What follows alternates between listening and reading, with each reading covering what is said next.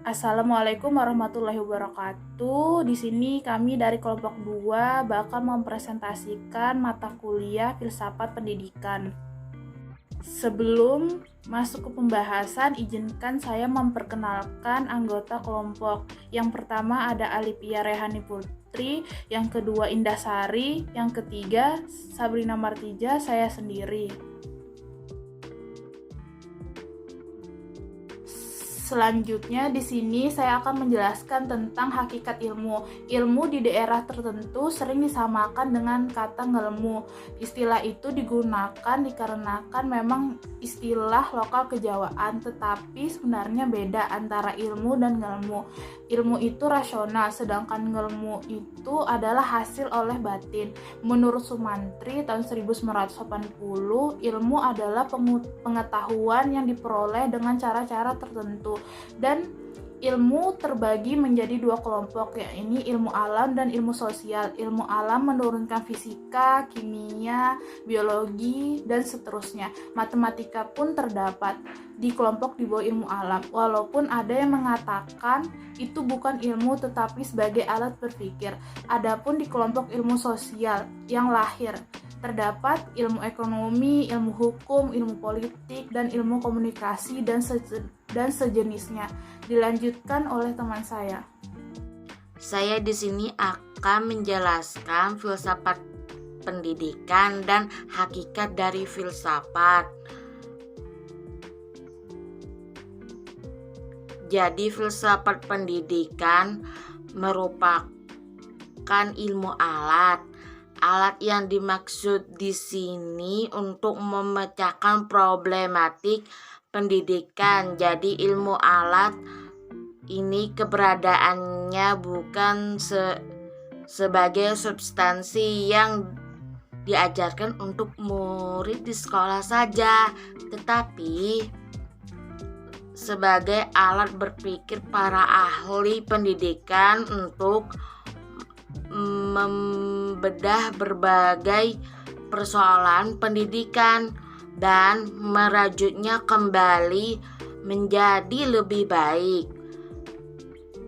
Singkat kata, filsafat pendidikan merupakan penerapan filsafat di dalam pendidikan. Hakikat filsafat. Filsafat adalah sebagai sistem berpikir yang digunakan untuk mempertanyakan dan menjawab secara mendalam dan komprehensif atas berbagai fenomena di alam semesta ini, dan sering didefinisikan sebagai rangkaian pertanyaan atas jawaban sampai dengan jawaban yang tidak ada lagi pertanyaannya. Oke, baiklah, di sini saya akan menjelaskan tentang penerapan filsafat dalam kehidupan. Jadi, tanpa disadari dalam berpendapat ataupun kita memberikan nasihat, sebenarnya kita ini sedang melakukan yang namanya berfilsafat. Jadi kita sebagai bangsa Indonesia, jika kita ini mengamalkan Pancasila dalam kehidupan sehari-hari, itu sama saja kita juga melakukan filsafat dalam kehidupan. Nah, kita kan mengamalkan Pancasila dalam kehidupan sehari-hari kita. Nah, berarti itu kita sedang menjalankan ajaran filsafat, karena seperti yang kita tahu, pada dasarnya itu Pancasila itu sebagai filsafat bangsa Indonesia. Jadi filsafat ini memiliki nilai praktis dalam kehidupan sehari-hari. Jadi filsafat bukan hanya pemikiran yang tidak jelas atau yang kesana kemari, tetapi filsafat ini merupakan pemikiran yang memiliki landasan yang kokoh dan juga pemikiran yang berisi nasihat tentang kehidupan yang digali dari kearifan lokal. Jadi untuk penerapan filsafat dalam kehidupan sehari-hari itu bisa kita lihat dari kita sebagai sebagai masyarakat Indonesia, bangsa Indonesia, jadi kita tuh mengamalkan Pancasila. Nah, itu kita sudah melakukan filsafat dalam kehidupan kita, seperti itu. Kemudian untuk slide selanjutnya yaitu masa depan filsafat di Indonesia. Jadi sebenarnya seperti yang sudah saya jelaskan pada slide sebelumnya tadi, kalau kita sebagai masyarakat Indonesia mengamalkan Pancasila, itu sama saja kita sudah mengamalkan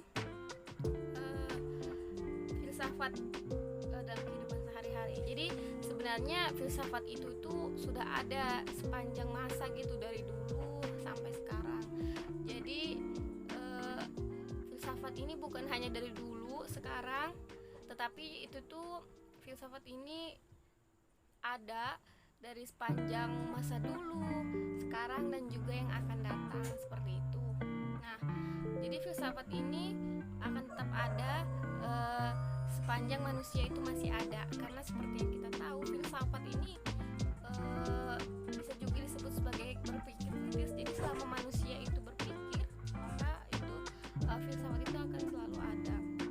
Jadi jika Pancasila masih jadi dasar negara, maka Republik Indonesia termasuk filsafat pendidikan akan tetap ada, seperti itu. Filsafat ini tetap dibutuhkan di Indonesia karena sejatinya masyarakat Indonesia itu hidup dan bekerja sama bersama filsafat. Nah, filsafat ini tidak mungkin hilang dari kehidupan manusia dan tetap dibutuhkan manusia untuk sebagai pedoman dan pertimbangan dalam mengambil keputusan besar dan berjangka panjang. Bahkan secara lebih tegasnya itu kita bisa bilang tuh bahwa filsafat ini akan ada selama manusia itu ada. Jadi maka filsafat ini bisa dibilang juga akan tetap ada sampai hari kiamat. Mengapa seperti itu? Karena kan filsafat ini adalah berpikir kritis. Jadi selama manusia itu selalu berpikir kritis, dan juga sebagai manusia kita ini mengamalkan Pancasila, warga Indonesia khususnya, maka filsafat itu akan selalu ada. Filsafat dan filsafat pendidikan akan selalu ada di Indonesia, seperti itu. Nah, mungkin itu saja penjelasan singkat mengenai hakikat ilmu dari kelompok 2. Mohon maaf apabila ada kesalahan maupun penjelasan yang kurang jelas. Wassalamualaikum warahmatullahi wabarakatuh.